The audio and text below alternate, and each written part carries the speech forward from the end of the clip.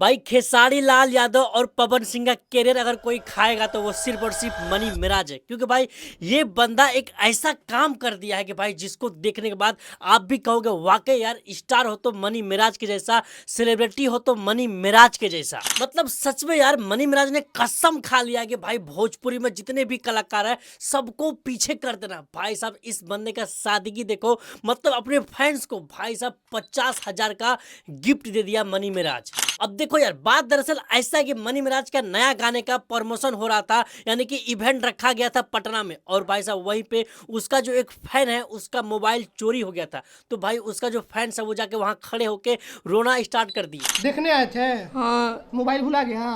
कितना हाँ। का मोबाइल था? 20,000 के था। और वहीं पे नजर पड़ता है मनी मिराज के कि भाई उसका फैंस कोई स्टेज के बगल में रो रहा है। तो भाई मनी मिराज उसको स्टेज पे बुलाते हैं और भाई बुलाने के बाद सम्मान देते हैं और सबके सामने वादा करते हैं कि उसका मोबाइल खरीद के हम देंगे।